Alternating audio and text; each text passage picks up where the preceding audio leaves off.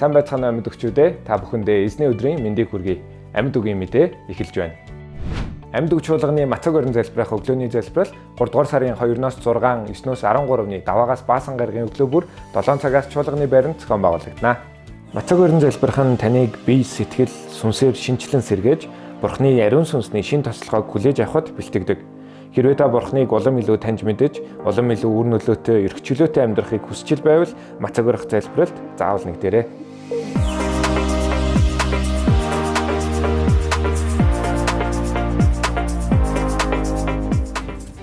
Христчийн амьдралын суурь ойлголтуудыг өгдөг чөлөөлөгцсөн амьдрал сургалт маргааш буюу даваа гарагт авралын зар хичээлээр үргэлжилнэ.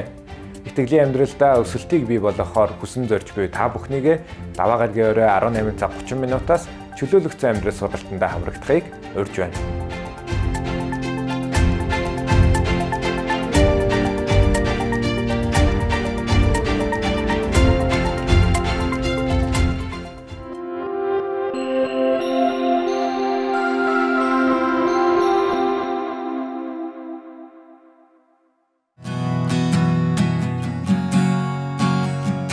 Зүрх сэтгэлийн дотоод эдгэрэлд Христийн хүчээр хөтлөн чиглүүлдэг эдгэрлийн баяр хөөр хөтөлбөр лав гараг бүрийн 19 цагаас чуулганы байранд тогтмол явагдаж байна.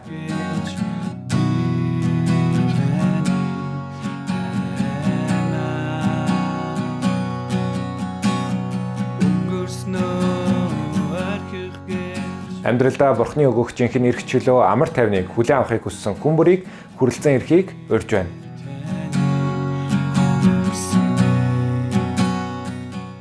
Амьд үг чуулганы эмэгтэйчүүд минь анхаарлаа хандуулно. 3 дугаар сарын 6-ны Баасан гарагийн орой 19 цагаас эмэгтэйчүүдийн цуглаан маань болох гэж байна. Бурхны үг дотор урамшуулгдан эзэн бурхандаа талархал магтаалыг өргөх эмэгтэйчүүдийн цуглаандаа хамтдаа оролцоцгоё.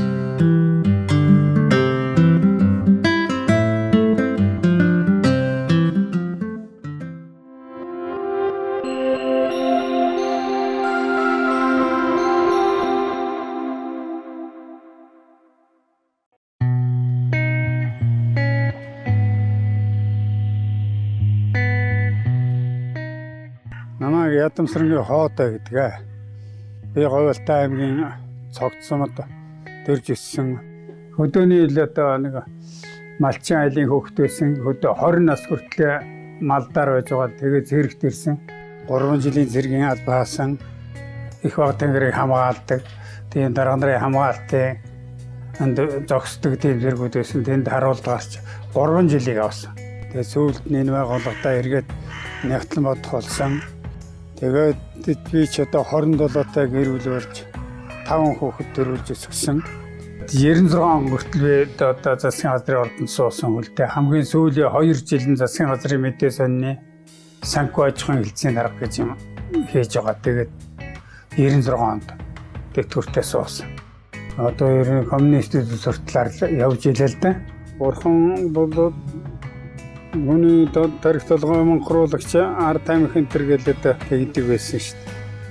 Хүн чи бие ядрахтай зэрэг янз бүрийн одоо юм эрэл хайгуул болдго юм байлээ шүү дээ. Өөрөөсөө годамжинд явж байгаа л нэг зүрхний цусан хангад дутагдаад унаад юм байл.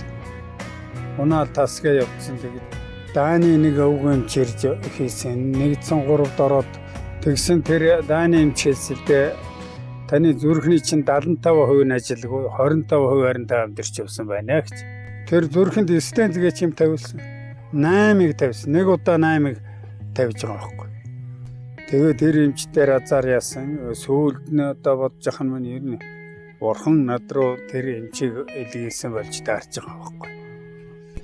Охин тэр айлбад явахаар нь тэгэл явсан. Тэгсэн үнэхээр надад тааламжтай сайхан сэтгэл төрүүлсэн. Тэгэл оол өдөө тэр чөрөөсөө гэртээ байж байгаа юм шиг таавар байгаа нь хамгийн онцлогтой юм.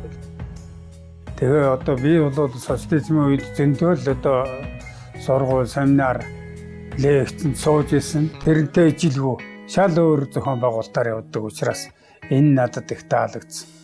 Тэгээ юм нь бол ойлгогддог. Канон ослоод явчихдаг нь бол хамгийн чухал юм бил. За тэгснийхаа дараагаар ширээ ширээгээр одоо ингээд ярилцдаг чөлөө цаг өгдөг. Энэ нь бол надад бол сургалтын бас нэлээд жогол хэлбэр байна гэж ингэж ойлгосон юм. Бурхантай харьцаад эрэхтэй зэрэг дээр эмчиг явуулахыг бол бурхан хийдэм байх гэж би ойлгосон. Тэгээ тэрийг айлда зугал. Миний одоо хуучин үзэл бодлыг бол шал өөрчилж байгаа байхгүй. Бүр одоо шинэ хүн болтор. Би өөрийгөө одоо шинэ хүн төрсөн юм шиг ингэж санаж байгаа. Ер нь бол дэлхийн ертөнцийн хүн төрлөختөн бол нэг аавтай байдаг нь бол хүний юм байна гэж ойлгосон шүү.